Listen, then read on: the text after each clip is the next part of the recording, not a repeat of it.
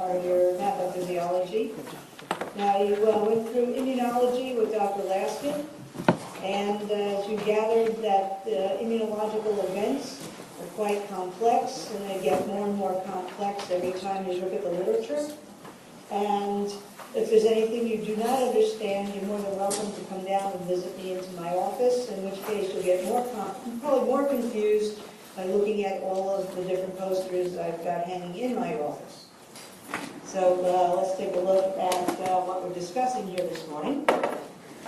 So what is inflammation? So inflammation, we're looking at a sequence of physiological events that are going to occur in response to a non-specific agent.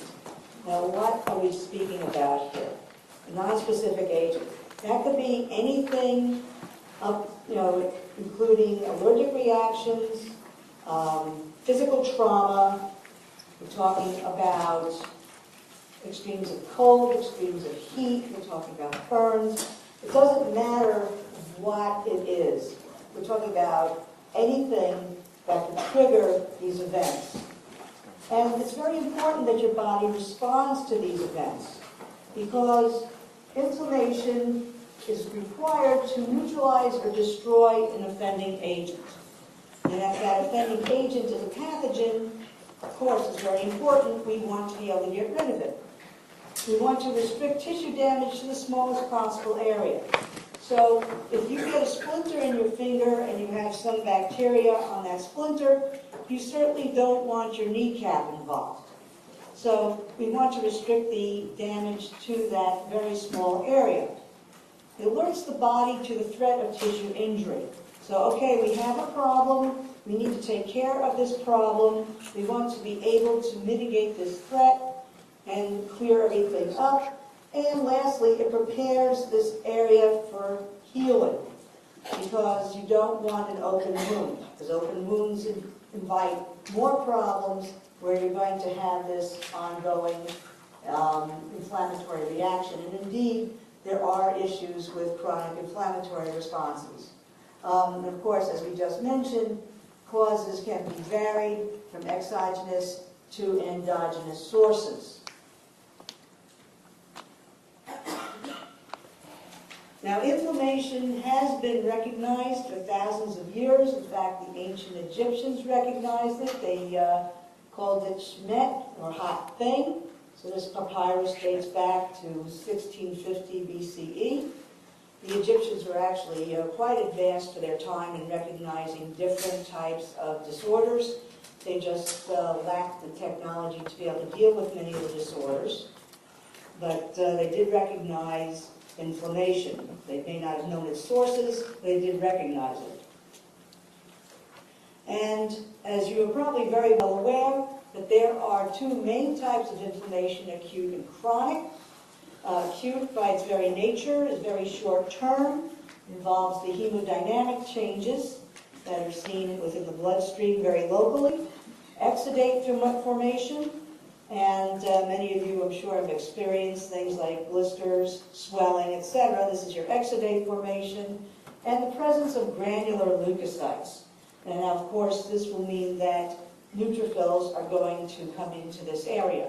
And that's not to say that other sorts of leukocytes are not involved. They most certainly are. In the case of chronic inflammatory responses, this is persistent, and these sorts of responses could actually last for years. And this usually involves the presence of your non-granular leukocytes, macrophages, lymphocytes, etc., and will result in scarring and or the formation of space-forming masses. So when we're looking at the phases of the inflammatory response, we need to stimulate the cells of the immune system. And that may involve the stimulation of those of the innate immune system and or that of the acquired immune system. Now, of course, if you're just looking at acute inflammatory responses, like I said, list my quintessential getting your finger pricked by a piece of wood. You're probably not going to be bringing in too many T cells or too many B cells, so your acquired immune system may not be acquired. But your mast cells will be involved, your macrophages will be involved, your neutrophils will be involved. So, but you'll get a different type of component of leukocytes involved depending upon the degree of the inflammatory response. You'll get the release of inflammatory mediators. Now, of course, that's going to be very important. The types of mediators involved that are being released will determine what cells are going to be turned on, what cells are going to be showing up. The fact that histamine, the leukotrienes, the prostaglandins, all of these inflammatory mediators have their functions. And they're going to be causing the changes in the blood vessels. They're going to be chemoattractants, chemotactic agents, such as the chemokines, prostaglandins, complement components, and the like, are going to be bringing in cells to an area. Now, the N-formulated peptides are things that are not going to be released by your own cells. The N-formulated peptides are usually bacterial in nature. So these things are going to show up, of course, when the bacteria get into a wound, and your macrophages, your neutrophils, are already going to have receptors present on their surfaces to recognize these things. So the activated immune cells are going to follow chemotactic agents and get into your tissues to clean up the mess, as it were. Then they're going to remove the tissue debris and secrete growth factors that are going to participate in healing. So, pathways, direct stimulation of the monocyte macrophages, neutrophils, mast cells, or complement components. Now, we're going to discuss complement components. Complement components are a series of proteins, and they comprise some 10% of your circulating blood proteins. Very important. Their job is basically to blow holes in invading bacteria. They also form chemoattractant proteins when they become activated. They also do a little trick called opsonization, which means they make things like bacteria and other materials more apt to be phagocytized by things like macrophages and neutrophils. So they're going to be activated as well. They can be activated directly, by bacterial surfaces, and we're going to have a discussion about complement a little bit later. And the microorganisms themselves have these materials. We call them PAMPs. And these PAMPs are what we term pathogen-associated molecular patterns. And this is what the leukocytes respond to. The leukocytes, like I said, particularly things like macrophages and neutrophils, but it's not limited to those two cells. A lot of the granulocytic cells also, things like eosinophils and the mast cells, have upon their surfaces different types of receptors that are already there as a part of your innate immune system, that they're going to recognize these things and already be primed to go, hey, I know what these things are, so I know there's a problem, let's go get them. They're also going to recognize things called DAMPs, which are damage-associated molecular patterns, so they already know that, okay, there's tissue debris around, so I've got to go pick that up. IgE may be synthesized. Now, of course, this tends to happen in allergic reactions, and it also tends to happen in the case of helminth types of infections, and those are worms, those are parasites, and those will cause activation of mast cells. We can get direct activation or degranulation of mast cells. Now, mast cells, like I said, are these histaminergic containing cells, and they'll blow their granules out, and they have all sorts of other materials within their granules, as well as producing cytokines and active lipids. And we'll discuss a lot about that shortly as well. synthesis of antibodies, IgM and or IgG. These will involve, of course, your not innate immune system, but your adaptive immune system. So the lymphocytes will be involved here. You'll get complement activation as well as binding of these antibodies to the pathogen. And recognizing of the antigen MHC complexes by the T helper cells. Now I know Dr. Laskin went through this discussion, so I'm not going to spend a lot of time discussing this, but like I said, any time you have questions on this sort of material, you can, of course, approach her or myself for clarification on this material.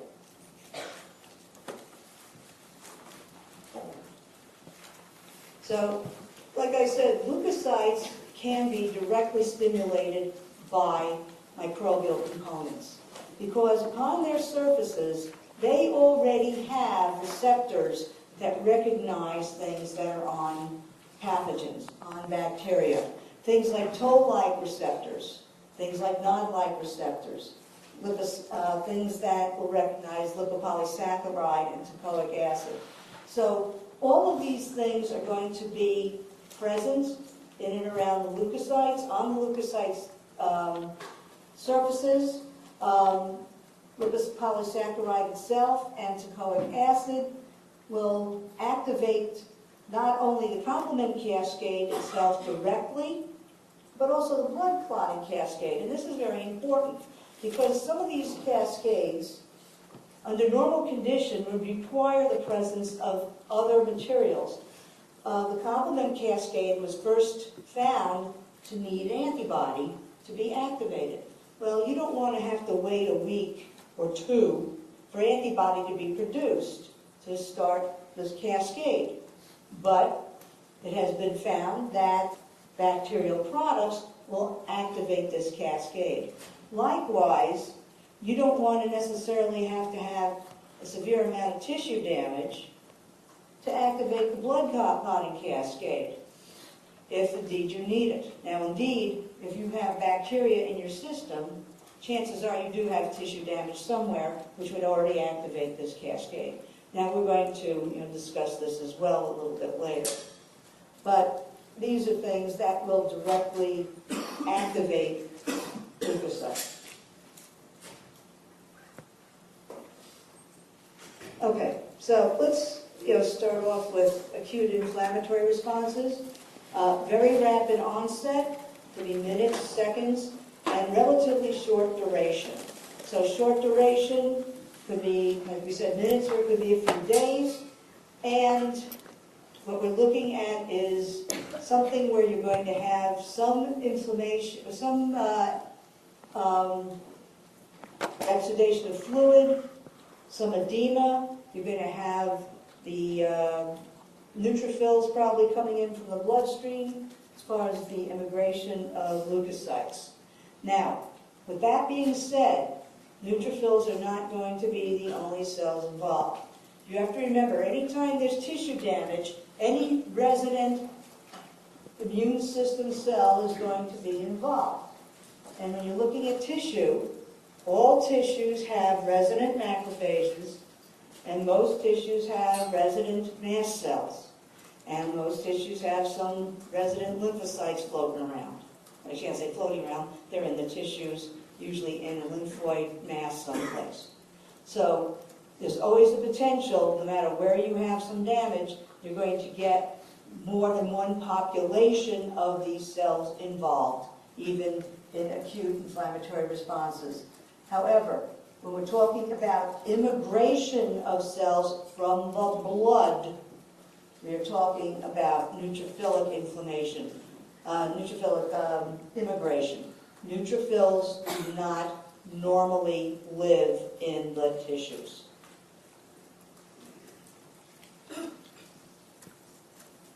So if we look at the cardinal signs of inflammation, it's heat, redness, swelling, and pain. They were first described by Celsus in 30 BCE. Virchow, in the early part of the 20th century, added loss of function to these cardinal signs. And I can see you scratching your head. and say, okay, Dr. Gardner, if I get a splinter in my finger, I'm clearly not going to be on crutches. So what the heck is the loss of function? Well, you've lost the function of that little bit of skin through which that splinter has gone. And you've lost the function of perhaps the blood vessel that has been pierced by that splinter. So it doesn't mean you have to be on crutches or have your arm in a sling if you have had some damage or have had some inflammatory response. But there is some loss of function someplace within that part of the damage.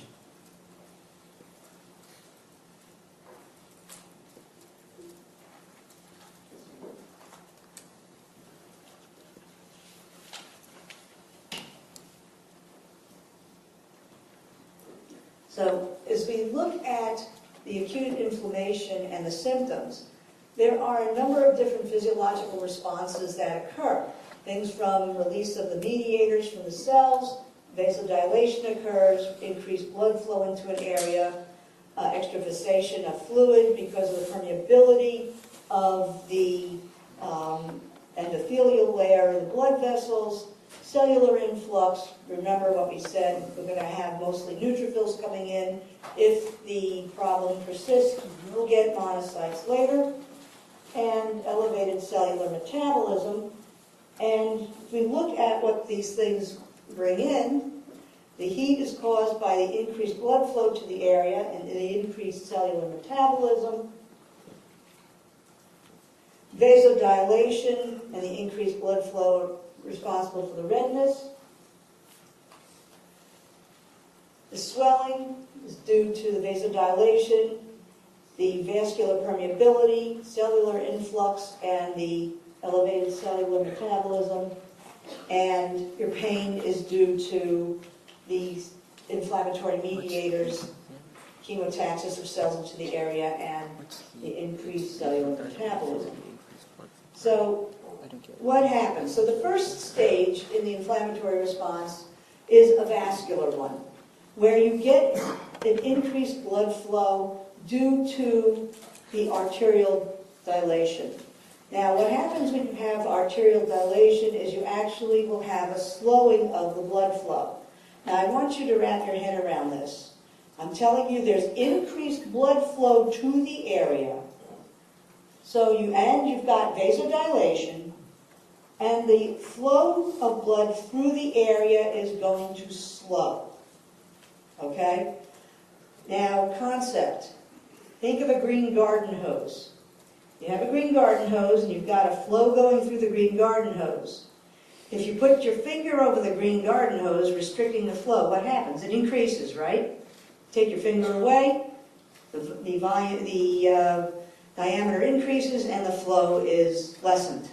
So same concept, you have vasodilation here, you have more blood going through, but it is at a slower rate.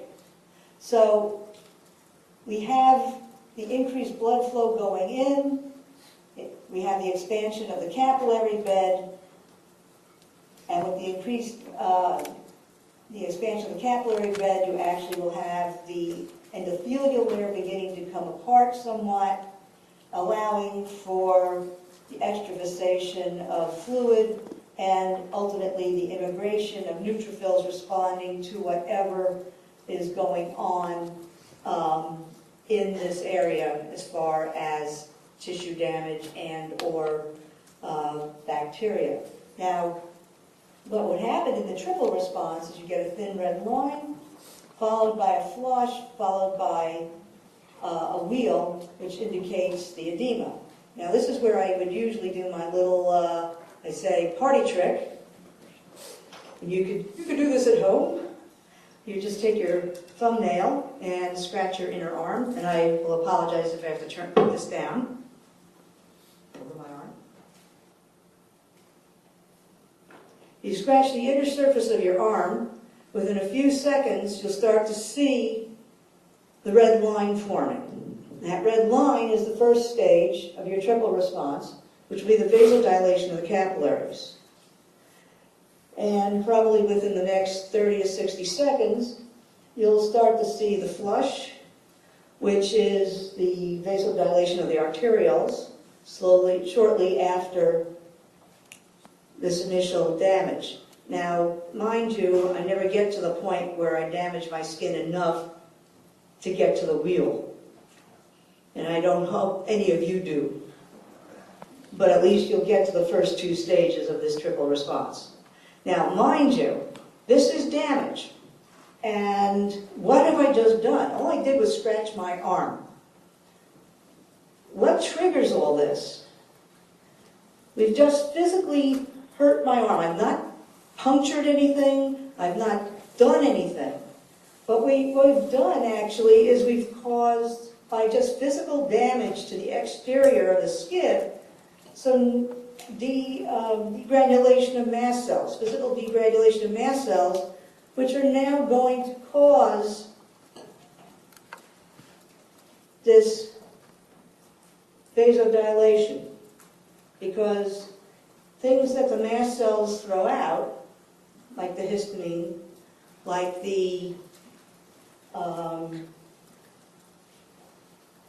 like some of the prostaglandins, cause vasodilation.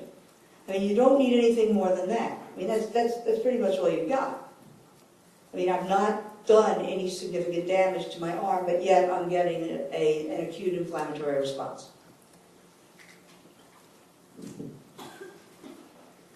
And that's what a wheal looks like. So clearly, I didn't damage my arm enough to get something like that.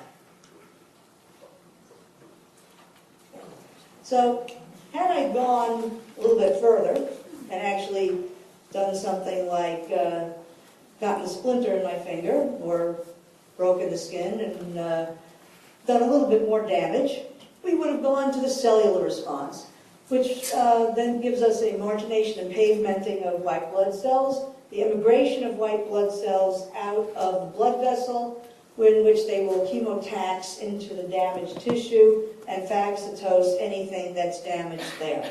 Now, be aware, your body is only going to do what it needs to clean up the mess. Now, with the triple response, clearly, I don't need to go to the cellular response. There's not going to be any internal tissue damage to my arm. I'm going to have a little bit of fluid that's going to probably exude there, and then everything's going to close up and everything's going to be hunky-dory. We're not going to get this. This is not going to happen. Your body's not going to go full hog unless it needs to.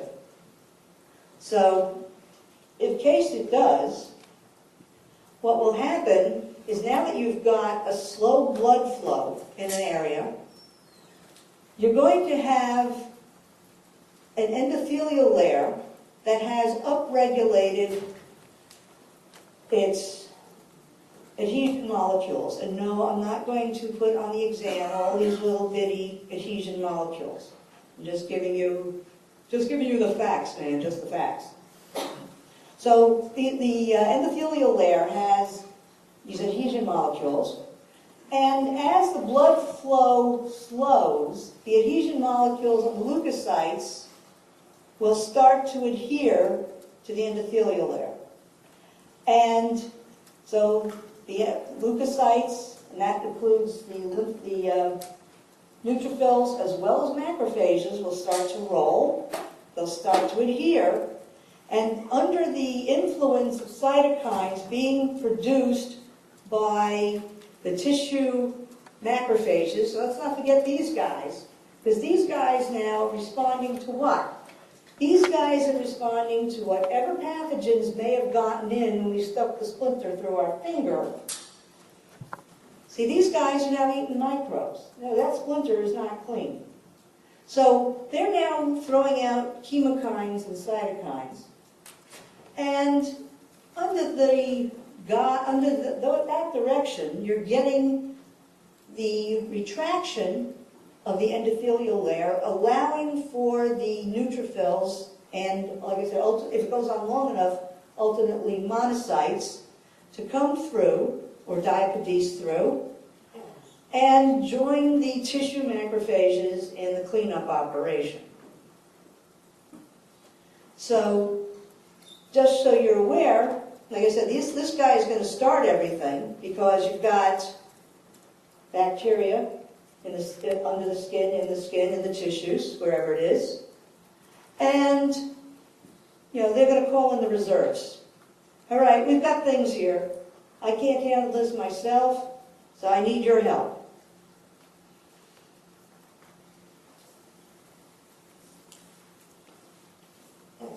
So, under the microscope, this is what margination looks like. This is actually a very inflamed tissue. So we got margination, all these neutrophils are coming to the side here, and in fact we've got a whole bunch of neutrophils that have already crossed over.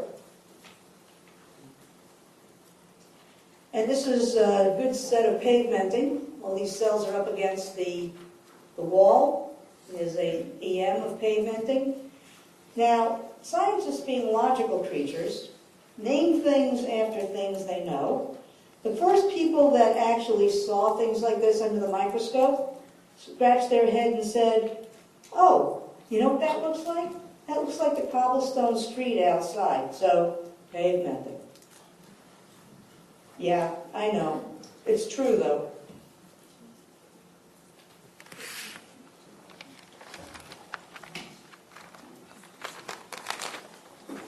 So, once they get pavemented, and we know that the endothelial layer will pull away, whoops, neutrophils will start to go through. Here's an endothelial cell here. It's a neutrophil beginning to immigrate through. And they'll start to leave the blood vessel. So this is the interior of the blood vessel here. Here's your endothelial layer. And here's a neutrophil beginning to leave. Here's one in line, and here's a couple who have already left.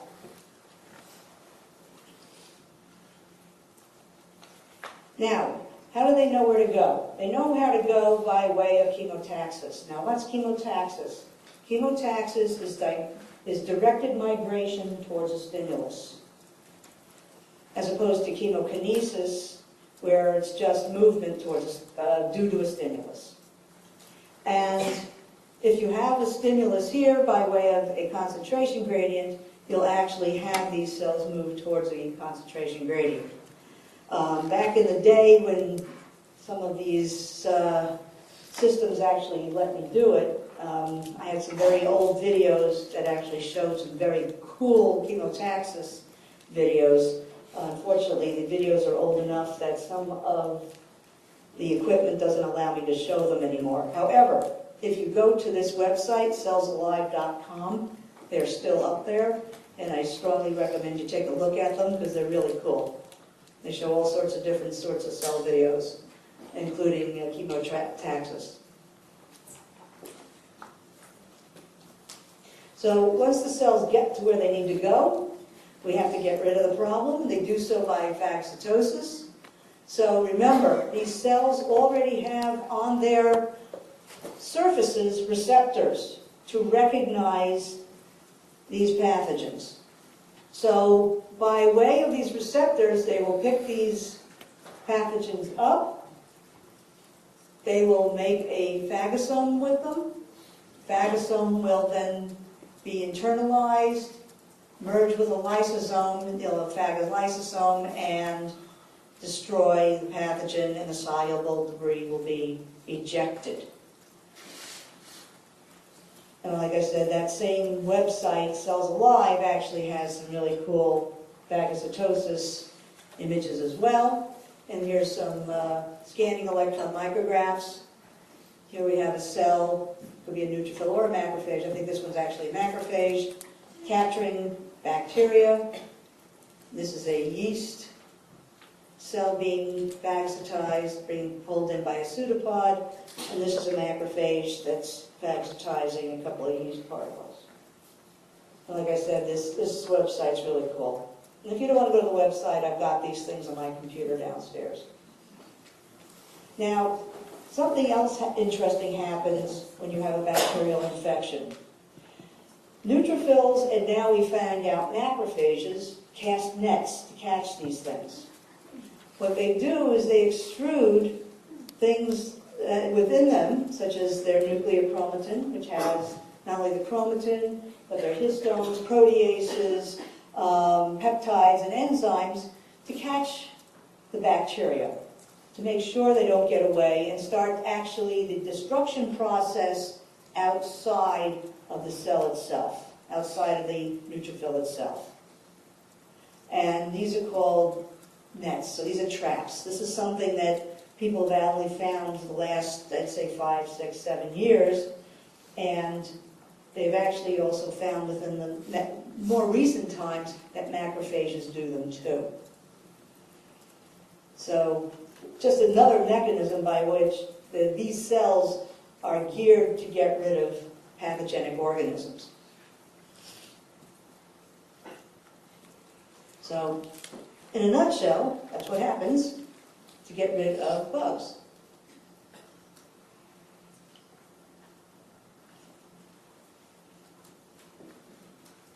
I always like that slide. Cool.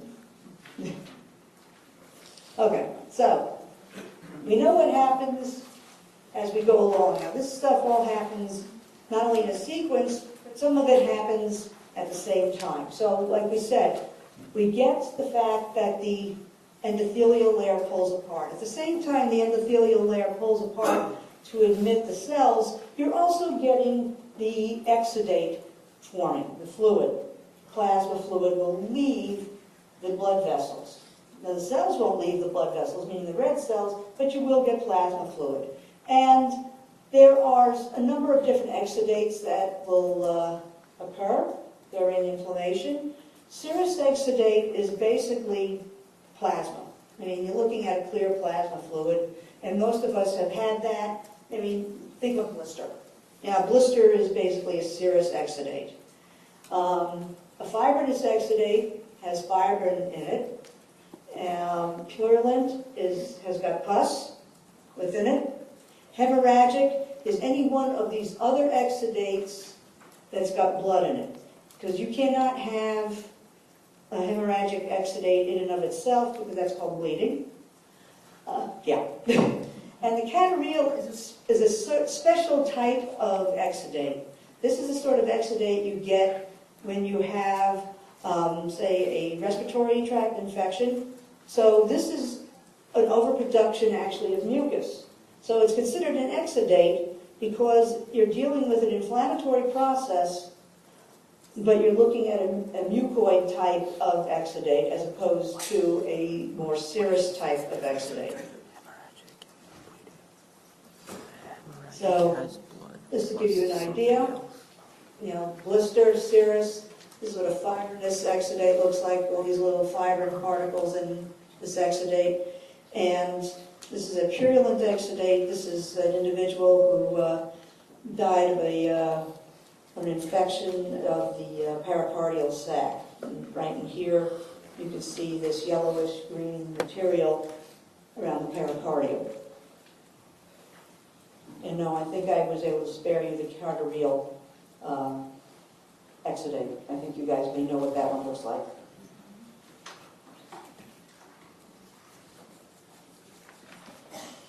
So, once you have inflammation, we have to make sure it stops. And so, we have to resolve it.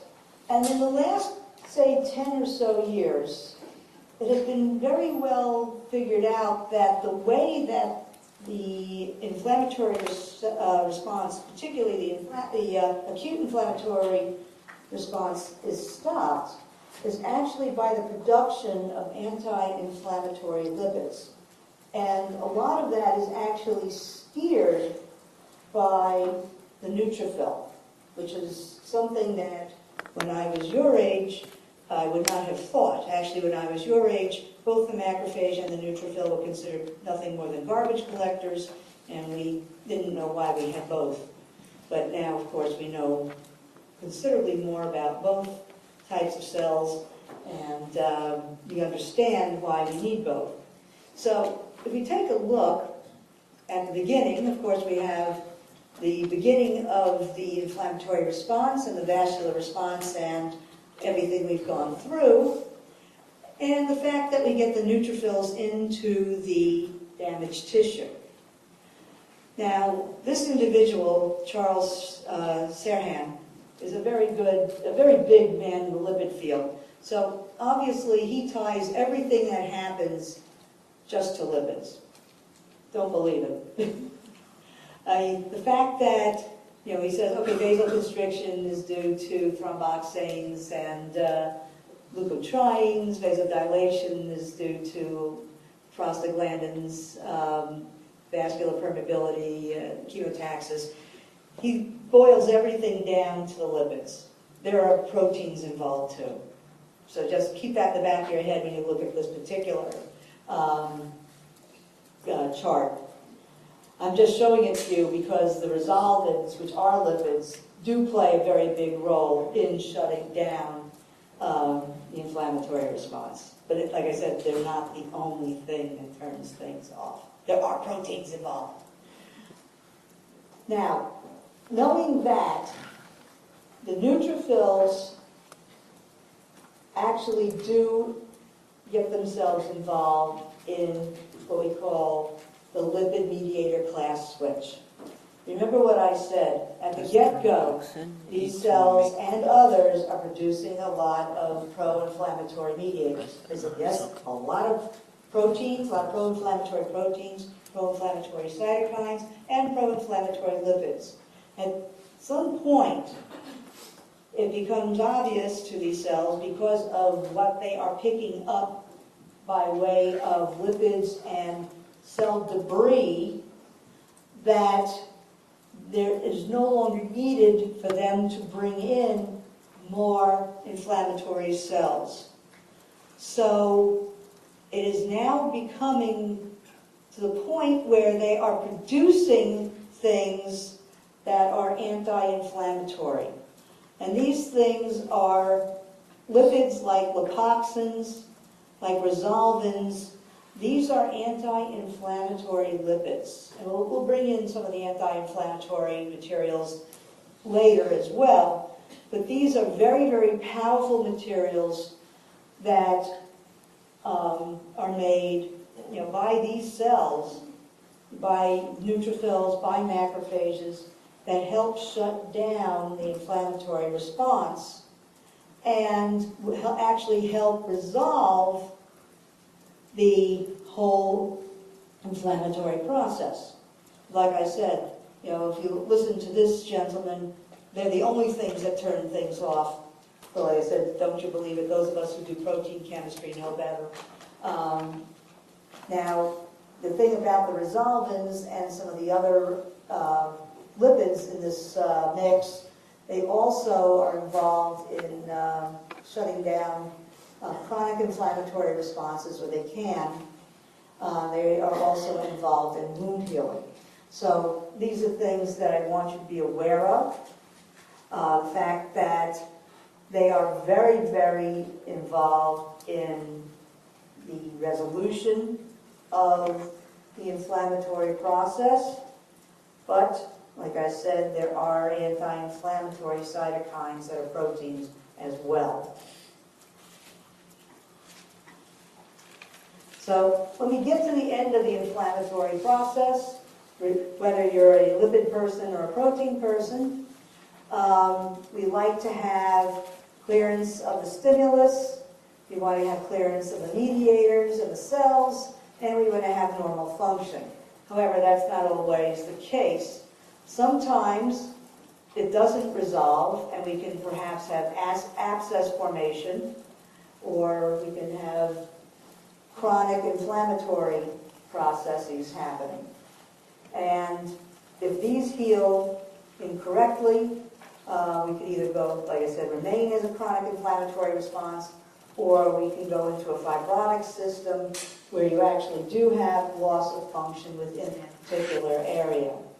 So, to give you a for instance, there are certain parts of the body that do not heal normally. If you have myocardial infarct, you lose that part of the heart muscle. That heart muscle will go to a fibrotic area that does not conduct electricity. Your muscles in general do not regenerate. That includes skeletal muscle. that includes smooth muscle. Now, these are not regeneratable materials. Some, on occasions, even some of the regularly regenerable tissues will go into a fibrotic state.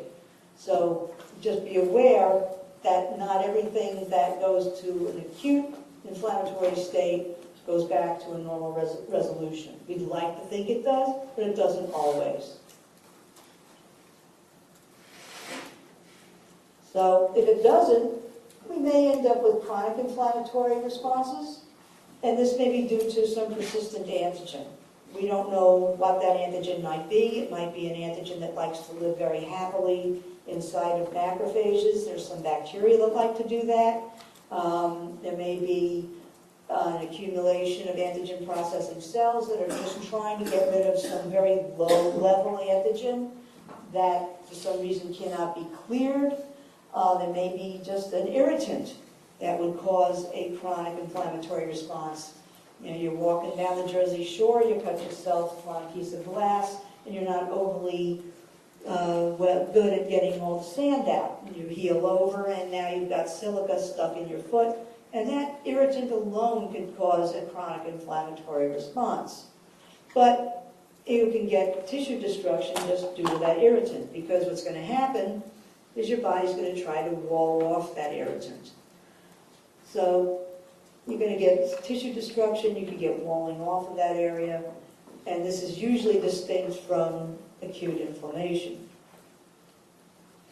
So if you look at a comparison at the initiators, at acute, you're looking predominantly at microbial surfaces and injured tissue. Chronic, it's usually non-digestible organisms, non-degradable foreign matter. Could also be autoimmune reactions will cause chronic inflammatory responses, because these are things, your antigen-antibody reactions are going to be constantly causing inflammation within your body. As far as mediators with the acute inflammatory responses, mast cell products. Remember, I told you, this is mast cell derived. Virtually 100% mast cell derived in my arm. There's nothing else that was going to trigger that. You can have things that are going to be serum-derived, reactive oxygen intermediates, complement's going to be involved. Remember, anything else that might be there, tissue macrophages, dendritic cells are going to be there, lysosomal components, lipid mediators are going to be involved in the acute inflammatory responses. Now, that's not obviously a complete list. We know cytokines and chemokines are going to be involved as well. Otherwise, you're never going to bring in the neutrophils you're going to need from the bloodstream.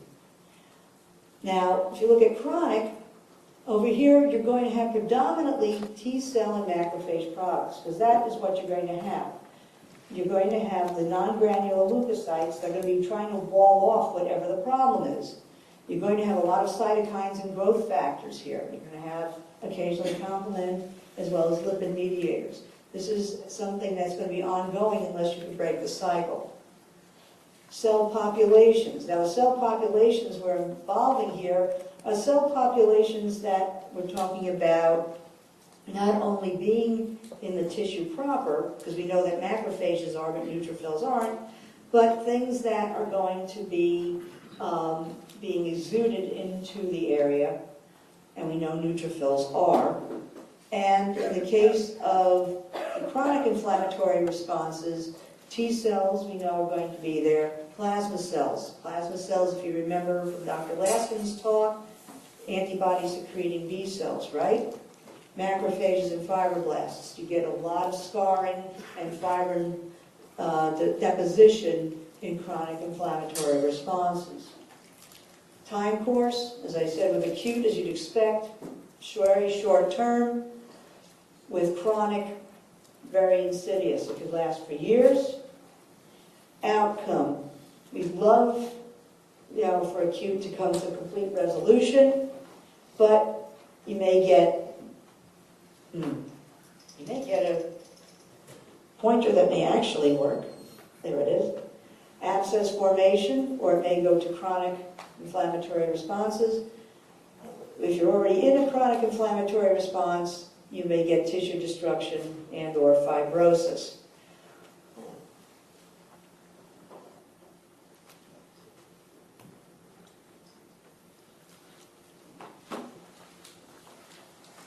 Weird pointer, it's like it only works if I'm pointing down. It's not terribly useful.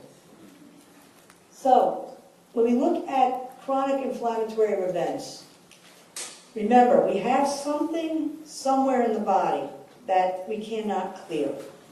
Be it a poorly degradable antigen, be it some irritant, something is somewhere we can't get rid of.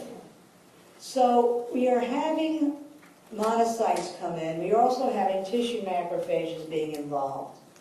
And what's happening is these cells are getting activated. Now, what are they being activated by?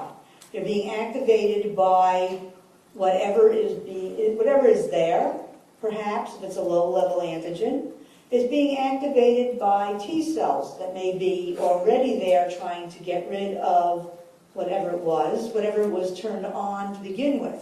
Remember, T cells have to be turned on by macrophages in the first place. So here you already have a T cell that's been activated by something, whatever that something was. So you have more macrophages coming in because it's responding to chemokines and cytokines being produced by T cells that have already been activated by other macrophages or dendritic cells. And these macrophages themselves are going to be causing tissue injury and fibrosis because they're going to be producing growth factors, toxic oxygen intermediates, arachidonic acid intermediates, nitric oxide, other chemoattractants. But the other thing that happens with these activated macrophages is they now enter into this cycle. So they're going to say, okay, you activated me, so what is activating you? So it's going to look around and try to figure out what it's activating it. It's going to pick up whatever antigen that may be around the area. Remember, these are poorly defined antigens, poorly degraded antigens. We don't know what they're picking up, something they can't clear. So it's presenting antigens back to the T cells. So these T cells now are becoming activated, and they are now putting out inflammatory mediators, reactivating more macrophages, bringing in neutrophils perhaps, reactivating more macrophages and more T cells, and ultimately you can probably stick something out over here to another arrow where you may actually get B cells activated as well. So the T cells that are activated may not only be T helpers, which is the predominant, you may also end up with T killers being activated. So chronic inflammatory responses are pretty nebulous, and they're very difficult to stop. A lot of people will take anti-inflammatory drugs, steroids, just try to damp this down. If they form some sort of space-occupying mass, they may actually have to have surgery to remove the mass. So there's a couple of different major types. There's a nonspecific chronic inflammation where you just have a diffuse accumulation of macrophages and lymphocytes at these areas, where you can have macrophages recruited. Macrophages do and can replicate in situ, as do the lymphocytes. And macrophages also live a very long time in one area. And you have those that can form granulomas. So you've got macrophages and lymphocytes in a mass. And they tend to go around foreign bodies. And they go around things that can be antigenic. Or we can deal with things that cause what we call type 4 hypersensitivity, which we'll discuss next time. But essentially what type 4 hypersensitivity is a T cell allergic reaction. It's driven by T killer cells. So these things can all cause some sort of chronic inflammatory response, which is very difficult to break. So this is diffuse inflammatory, chronic inflammation. It's very hard to figure out what's going on there. A lot of lymphoid cells, both probably macrophages and lymphocytes. This is a giant foreign body cell, granuloma. They're trying to surround whatever the heck this is.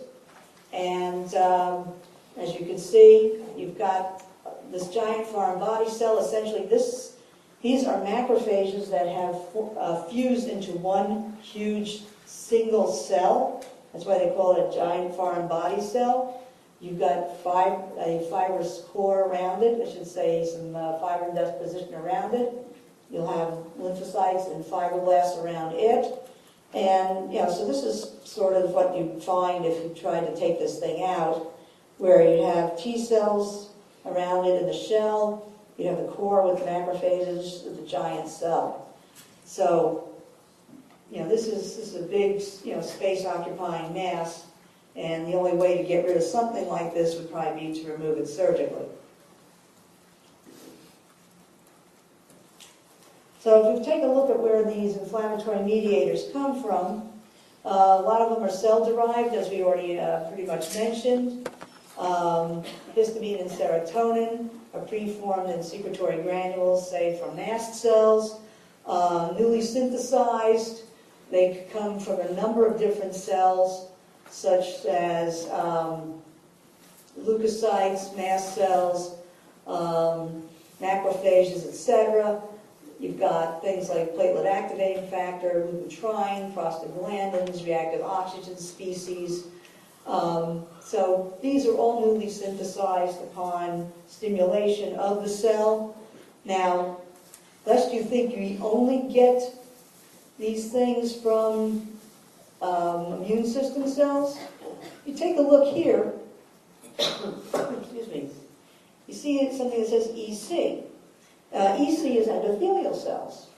So endothelial cells, upon stimulation, can also make certain types of not only things like platelet activating factor and nitric oxide, they make a lot of cytokines.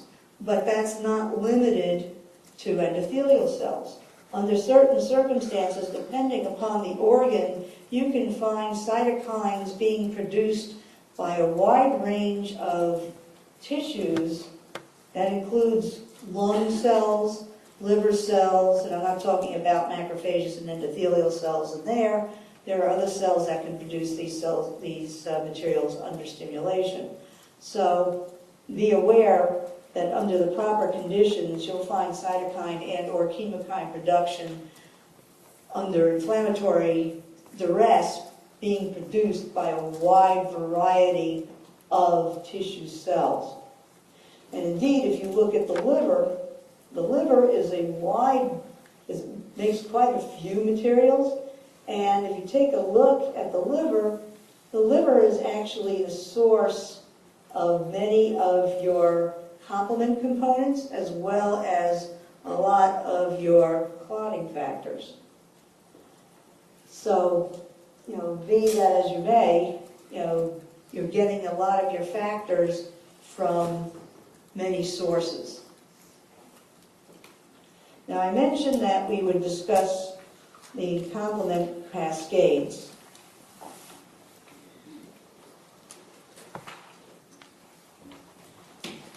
Complement, as I mentioned earlier, has one major function, but a lot of other accessory functions. The major function of the complement cascade is to blow holes in pathogens. That's one of the things it's designed to do. The other things that it's designed to do is to opsonize or make more delectable for eating pathogens and other things, and to make chemoattractants as it becomes activated. There are 3 recognized pathways for complement activation: the classical, the lectin, and the alternative. Now, of course, scientists being scientists, the classical pathway was the one that was indeed discovered first. That's the one that requires the production of antibody. However, it is probably the one that is actually least used by the body, only because, as you are probably well aware, it takes a while for you to generate antibody. The antibody, especially on first go-around, IgM, takes what? Something like about a week to first show up. If you have a bacterial infection, you don't want to wait a week to first start to attack that. So you would use the lectin or alternative pathways, both of which use the pathogen surfaces to initiate the complement cascade. Now, in doing that, they do use a little bit different pathways than the classical pathway does to initiate this particular set of sequences. But what it does ultimately come down to is that they all come down to using what we call a C3 convertase. This is the place where the cascade actually begins to expand. So all of these proteins are circulating in your blood. Like I said, the complement proteins make up some 10% of your circulating plasma proteins. And for this to work, you start getting the activation on the bacterium, and then these proteins start to sit down on the bacterial surface and bind with the bacterial surface. And one molecule of the C3 convertase, as you can see, the C3 convertases is actually combinations of some of these other free proteins that have been split and put back together, can activate many, many, many other molecules of C3. Now, C3 is very important because C3 splits. So C3 splits into C3A and C3B. C3A is one of the 2 peptides that goes floating off and becomes a chemoattractant. So it's one of these things that says, okay, we've got a bacterial infection, please come and help. And the other part of it sits down and is part of C3B, and C3B will go ahead and bind with these other components, which is part of the C3 convertase, to become what we call a C5 convertase. And the C5 convertase causes the split of the C5, so the C5A goes floating off. It's actually even more potent chemoattractant, and this is going to bring in even more neutrophils, more macrophages, and these things are going to go ahead and continue to bring in more and more and more phagocytes. Now, knowing this, so we've got these things down on the surface of the bacterium. These terminal components start lining up. C5b, 6, 7, 8, 9, a lot of 9s. And essentially what that does is it makes a big hole in the bacterium. And you get enough of these big holes, and hence blows up the bacterium. And so you have many, many, many holes, many, many bacterium get attacked by the complement. Now, the other things that happen is that we get, because this thing is also sitting on the surface of the bacterium, It acts as like I said, an eat-me signal. It's an opsonization. It binds to receptors on phagocytes. So it sits there and says, okay, eat me, because I'm more palatable. It's another signal. It's an eat me signal. So these are the things that are necessary to be activated to further kill bacteria, to clean up the mess, as it were. So another thing that can happen, of course, put a splinter through your finger, you may be bleeding. We need to activate the coagulation cascade. Now, if you think the complement cascade is a little bit confusing, the full coagulation cascade is even more so. All of the materials that are involved in the true coagulation cascade would take up 3 slides worth of a table. So that's why I'm not giving them to you. Johns Hopkins actually has a really cool website that actually brings a lot of what happens into focus, so I'd strongly recommend you take a look at it. But, like I said, even this is incredibly simplistic. Even this is incredibly simplistic. But to make it, a little bit easier, to bring it down, the coagulation cascade can indeed be started by bacterial components. Again, very important, because you may or may not have the tissue damage needed to initiate the coagulation cascade. However, there are 2 other pathways by which you can, the extrinsic and the intrinsic. With the extrinsic, you do have enough tissue damage. You go all the way down through the basement membrane of a blood vessel to expose something that's called tissue factor. With the intrinsic pathway, essentially you don't. You go just through the top layer of the endothelium within the blood vessel. So what the takeaway message is going to be from this very complex set of arrows and letters and numbers is the following. For this pathway to work, besides the initiating factors, it requires calcium. It requires phospholipids, and those phospholipids tend to come from platelets. And with all these factors involved, the intrinsic and extrinsic pathways come together at factor 10A. Actually, factor 10. Now, we have to have a limiting step here. And the limiting step here is the conversion of prothrombin to thrombin. This is your limiting step on making your clot. Because how much thrombin you have will determine how much fibrinogen gets converted into fibrin.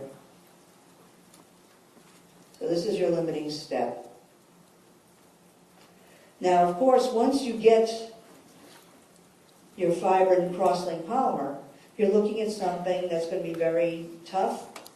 This is something that's designed to stop bleeding, designed to trap pathogens, prevent things from getting in, prevent things from getting out, making a framework indeed to prevent, to start healing. But sometimes you have to get rid of it, especially if it's in the wrong place at the wrong time. And I'm sure, how many of you, watch medical dramas? And how many of you have heard them yell, get the TPA? What's TPA? Tissue plasminogen activator. What's plasminogen? Plasminogen gets rid of the fibrin. So this is the target if you need to get rid of a clot. It's the plasminogen. That's one of the targets. There are other things Like I said, that will get rid of a clot, but that's one of the things that they use to get rid of a clot. And that's one of the things your body uses to get rid of a clot ultimately, to dissolve a clot. It's plasminogen. So these things, again, like the complement components, circulate in your body inactive. And if they spontaneously activate, they're actually, because they're so dilute, it gets swept away and, disposed of.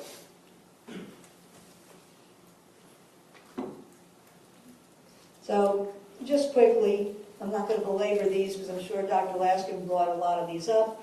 Some of the white blood cell products that are produced by neutrophils include the leukotrienes, proteases, reactive oxygen intermediates, things like thromboxane, which is part of the prostaglandin cycle, prostaglandin E2, things like hydrolases, myeloperoxidase.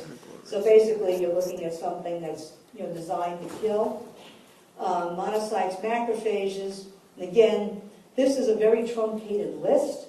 Macrophages and monocytes produce some 50 known substances, never mind things that we don't know. And I'm sure Dr. Laskin said it's second only to the liver hepatocyte in its secretory processes.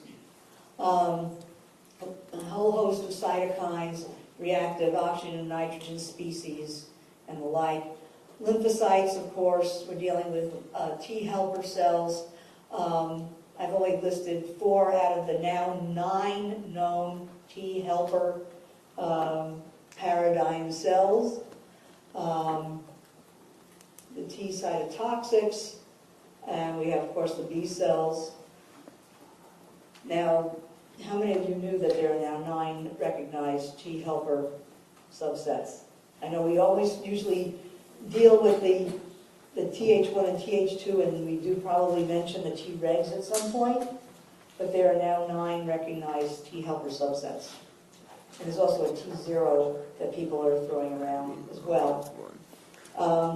Eosinophils, their main job is to kill parasites. Problem with eosinophils is when they end up in the wrong place at the wrong time, and they usually end up in pathological conditions like asthma when they end up in the airway and they don't belong there. They cause a lot of airway damage. But a lot of these materials that they have are designed to kill parasites.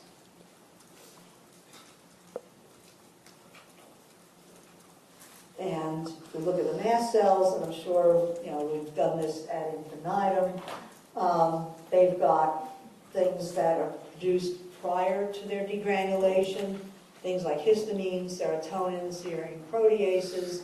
Histamine is usually conjugated to things in granules, and that includes things like heparin and other sorts of proteins, because you certainly don't want histamine floating around free inside your cell, but essentially you're looking at a very, very potent compound that has not only effects on the airway, but effects all over the body physiologically.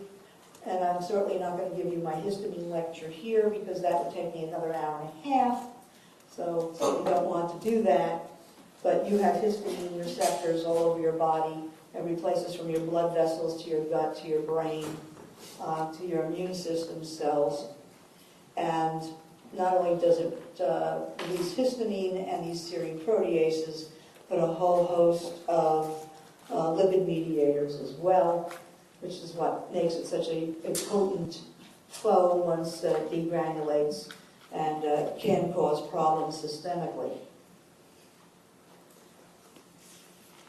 Now, we did already hit upon the anti-inflammatory mediators somewhat. The fact that there are things like lipoxins, which are anti-inflammatory, some anti-inflammatory prostaglandins. These actually affect the switch that actually help turn off the inflammatory response.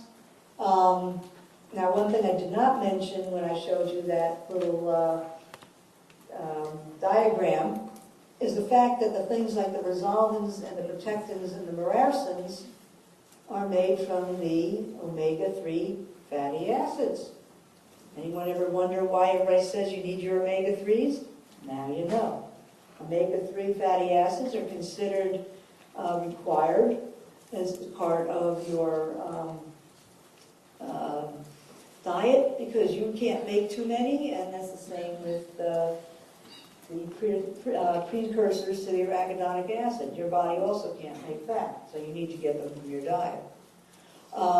As far as other anti-inflammatory mediators, you've got certain cytokines, things like interleukin-1 receptor antagonist. Interleukin-1 is a very, very potent pro-inflammatory cytokine responsible for turning on a whole host of inflammatory responses, including activating macrophages, activating T cells. Now, the interesting thing about these others is that they are both pro and anti-inflammatory. They've got double-edged sword possibilities to themselves. Things like interleukin-4 and interleukin-13 actually factor in very, very prominently in the pathogenesis of asthma, where they actually upregulate things like B-cell switching to IgE, increased mucus production.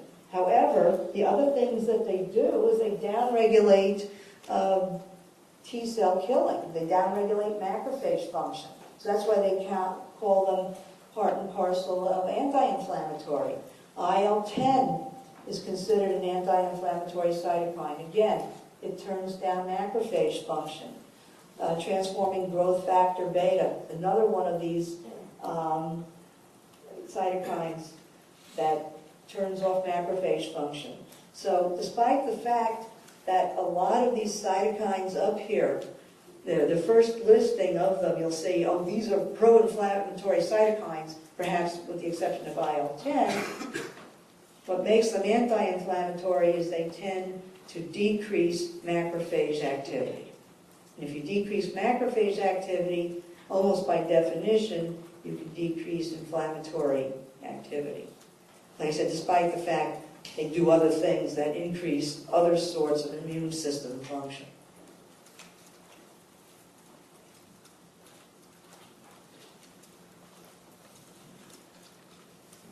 So, in the last few minutes, let's look at tissue healing. We have tissue healing by first or second intention.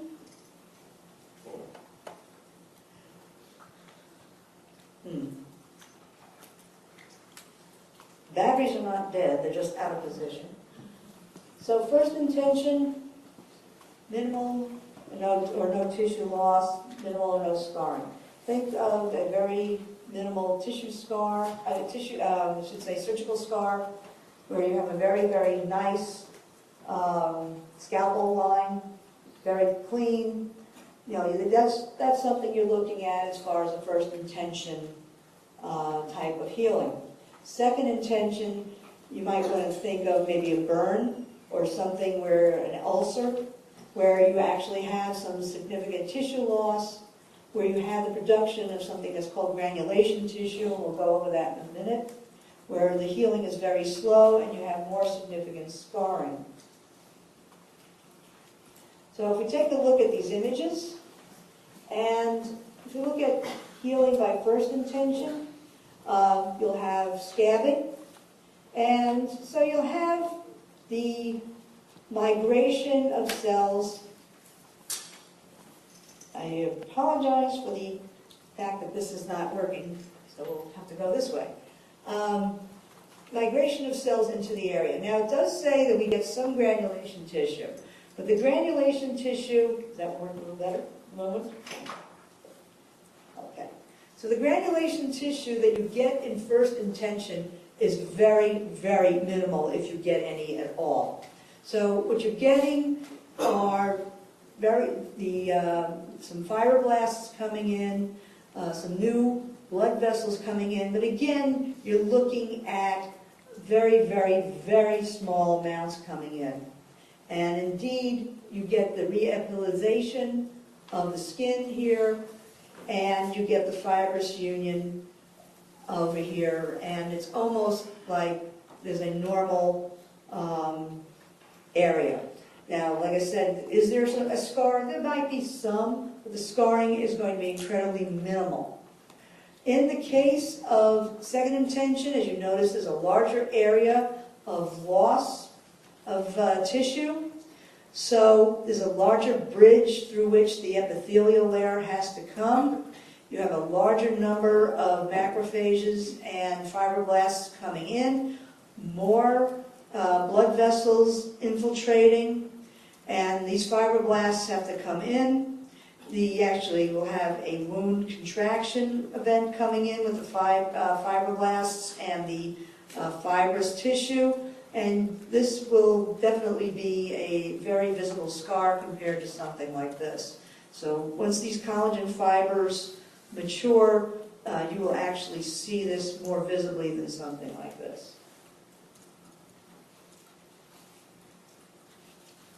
So this is what granulation tissue would look like.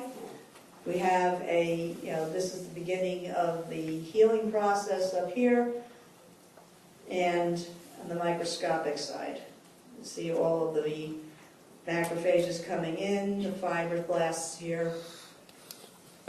So the healing will progress. So lastly, in the last couple of minutes, you can have inflammation going on systemically. Of course, when you're ill, that's basically what's going on. And what's happening is you're dealing with systemic effects due to cytokines produced by your body. And this is usually by macrophages or T helper cells. When you have a fever, when you have the flu, that's not being caused by the bug. That's being caused by your immune system cells. All the yuckies, you can blame your immune system cells for. If I injected you right now with gamma interferon, you'd feel like you had the flu. It has absolutely nothing to do with a virus per se, other than the fact the virus is initiating your cells, saying, okay, you got to fight me, so you're going to produce something. So, what cytokines are we dealing with here? Tumor necrosis factor, interleukin-1 and interleukin-6. These types of cytokines are the pro-inflammatory cytokines that signal your body that something is wrong. You have an infection of some type. And in this case, most of the times, it's going to be viral. Can't say viral, because you can have some of these with bacterial as well. With interferon, if threw interferon on there, it would be viral as well. Fever would you have the elevation of pulse and respiratory rate, elevated white cell count, acute phase response, so you'll get a rise in many proteins. However, what would happen also with the acute phase response is you get a decrease in albumin. Now, what happens here is that your body is trying to make it unpalatable for the pathogens to live, not to make you miserable. You'll end up with anorexia, fatigue and sleepiness, malaise, pain in muscles and joints, and catabolism of lipids and proteins. Systemically, white blood cells, normally you have between 5 and 10,000 per cubic millimeter. It may double or triple. Neutrophils normally are about 70% circulating white blood cells. Those go up to 85%, of which as many as 12% may be immature. Lymphocytes are normally about 29%, and monocytes are usually about 2% circulating. Now, mind you, these percentages go down, but the absolute numbers will go up. Absolute numbers will go up. So we're looking at percentage here, not absolute numbers. We're just skewing. So if you have neutrophil numbers that skew like this, you could probably assume a bacterial infection. Because there's really no reason for neutrophil numbers to peak if you're doing viral. You will have an increase in the red blood cell segmentation rate, and your iron levels will decrease in the plasma. Remember, you're trying to make your body inhospitable to the bugs, and fever can have a number of causes, of course. They're very wide and varied. Be aware that fever-producing substances include things like bacterial products as well as your own endogenous products. Something like 2 necrosis factor and interleukin-1 are considered endogenous pyrogens because they induce the production of prostaglandin E2 by other cells. Prostaglandin E2 is the substance that resets your hypothalamus to cause the fever. And that is that. Anyone have any questions? You may find me in my office. Most of the time. If it's not there, then in my lab.